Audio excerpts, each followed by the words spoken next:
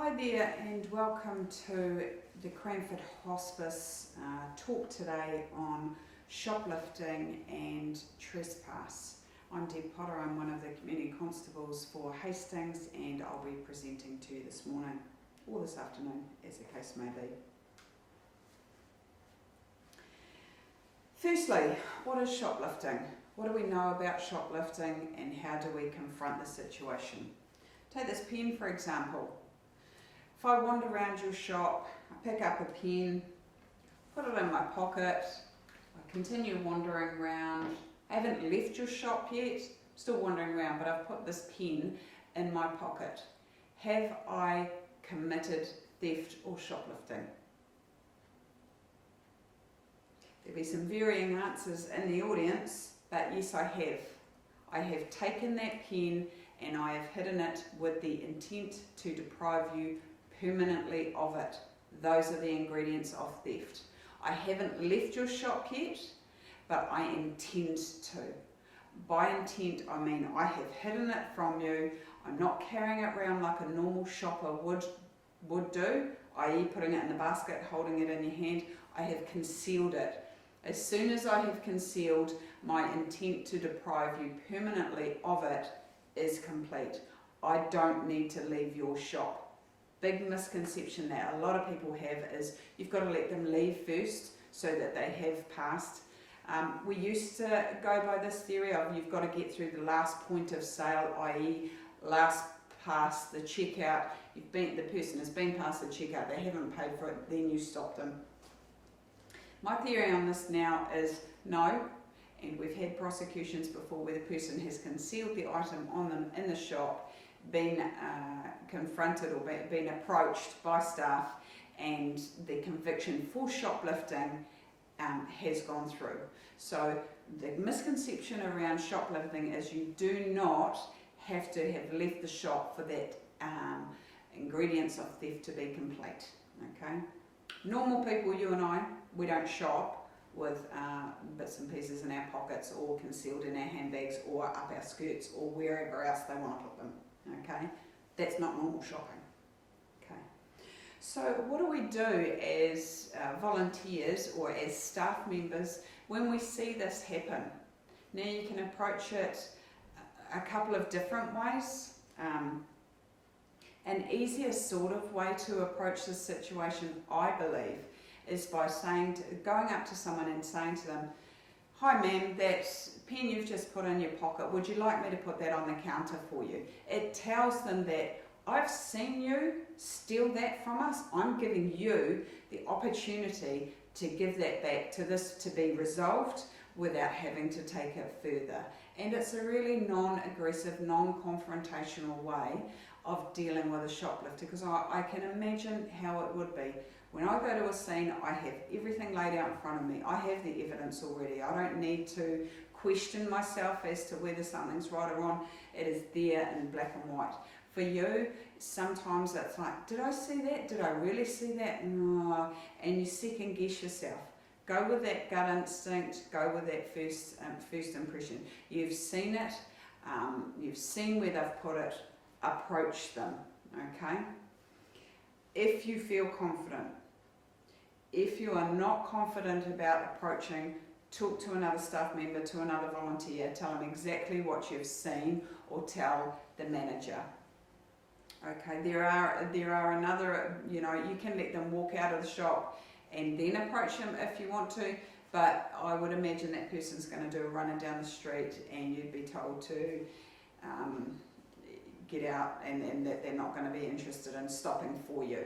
Okay, so approaching in a really non-confrontational way is quite a good way of doing it.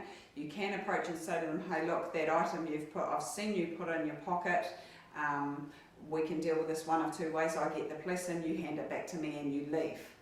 Or you can say to them, I've seen you put that in your pocket, I'm now going to ring the police. Okay, or you don't actually confront them at all. You get on the phone, you ring 111 and you say to them, I'm at Cranford Hospice shop, sorry.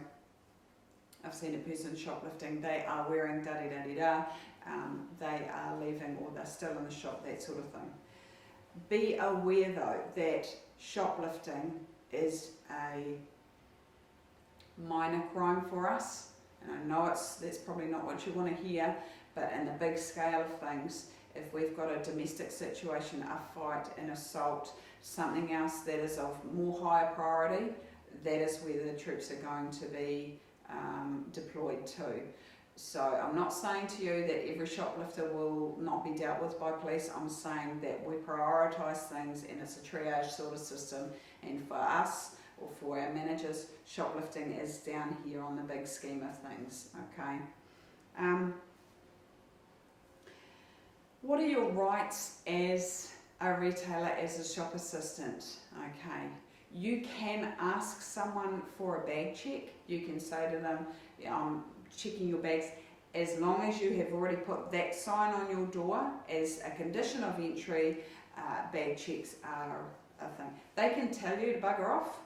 Okay, they can say, no, you're not checking my bag, and continue walking, and you do not have a leg to stand on.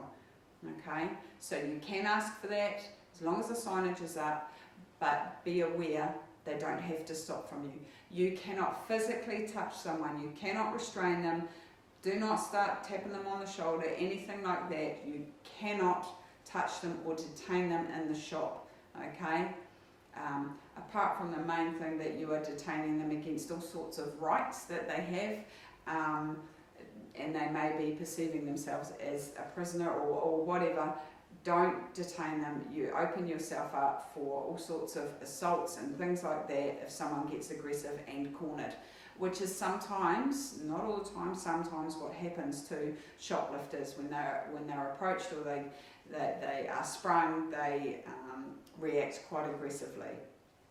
So again, your approach to the situation will depend on how confident you are in dealing with people and which way of dealing with them would best suit you and your beliefs, your attitude, your confidence in the situation. I know a lot of people are not confident at all in approaching a shoplifter, and that's fair enough. But you cannot not do anything, okay? Because if you don't do anything, our shoplifters just keep thinking, yep, you're a soft target, this shop's easy, I'll keep going back into there because I know I can get away with it. So please don't just brush it under the table and think, oh, they won't be back, because they will, and they will tell their mates that your shop is easy to steal from. So please do something, even if it is telling the manager, okay? So we've gone through how to approach, what to do with them. If they are compliant, you may, depending on what the manager or those in charge sort of seem to think, you can just simply trespass someone from your shop. Okay, you can get their name and details and say, you know, we're giving you this one chance, and trespass them. If we're looking at trespass now, trespass means I can trespass as a lawful owner. I can trespass you from my property, and I do not need to have a reason for trespassing you. So I don't like the look of you, you're not coming into my property. Okay, you don't say that to people, but you don't need a reason to trespass someone from your property. So you, as a legal occupier of Cranford Hospice shop, can trespass someone. If they've been aggressive or rude or obnoxious in the shop, that would be a reason right there to trespass. They don't have to have shoplifted from you. If if you're uncomfortable at all with any situation or someone in your shop that is doing something that makes you uncomfortable, you have the right, just like your home, to trespass them from it. Okay, and to trespass, we have specific trespass orders, and normally they are filled out in triplicate. One goes to the person who has been trespassed, one is kept in the shop, and one comes to police so that we can enter it on our system, and we know that Deb Potter has been trespassed from Cranford Hospice shop for a period of 2 years, starting from the 6th of February 2016. Okay. These need to be filled out and completed and returned. They can be given to that person at the time, and also they need to come to police so that we can enter them into our system. If we don't have any prior knowledge of it, you won't get the response you require from police in relation to trespass, which was what I'll go into in a while. You can verbally trespass someone, which means you're saying to them, Deb Potter, you are now trespassed from Cranford Hospice for the period of 2 years starting from today's date, 6th of February 2016. Okay? You have to, by law, give that person a reasonable amount of time to leave your shop. It doesn't mean I carry on looking around at what else I might steal or look at. It means I make a reasonable attempt to get to the nearest exit and walk out. Okay? If I don't leave and I kick up a performance and I go, "No, stuff you, I'm not leaving, you can't do this," you have an option there of ringing police. Well, that would be your only option. Ring police. Okay? 111 phone call. I have trespassed Deb Potter from my shop as of today's date. She will not leave. She is getting aggressive. Please send police. Okay? That is one aspect of trespass. When you have told someone they are trespassed from your premises and they do not leave in a reasonable amount of time. The other side of trespass is I've handed them the notice, they've gone away, it may be a matter of days, weeks, months later, or you have verbally trespassed them and they return to your shop. That's called re-entry, and that is another form of trespass. They know they have been given a trespass notice or verbally trespassed for 2 years from your premises. They have been told that, they're in acknowledgement of that, and yet they come back into your shop again. Okay, that is re-entry. That is another 111 phone call, and you're saying, this person Deb Potter has been trespassed from my store. It'll be in your system on the 6th of February 2016, and it's now the 6th of May 2016. Okay, so I've re-entered within that 2-year period. Now, generally, trespass notices will lapse after the 2-year period, and once we've entered them into our system, they have what's called an expiry alert on them, and they will drop off the system. So once that 2-year period is over, you can renew another trespass notice if you want to. You do not need to have another reason. You can just go, Deb Potter is not welcome in our shop, here's another one for her. Or you can let it lapse and that person can come back in. Trespass in relation to that, just be aware that this can come up for court.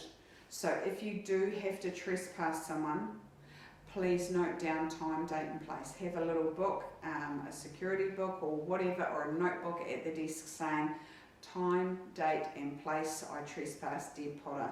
Because if I turn around and go, well, I wasn't served a trespass notice or I wasn't verbally trespassed, you've got it in a book in the shop. You may have a witness, which would be another staff member. You can write that down as well, just so that if it becomes an issue later down the track, you've got all your ducks in a row there. Time, date, place it. Okay. So we've been through what is shoplifting. We've been through the trespass procedures, and that is sort of all you need to know.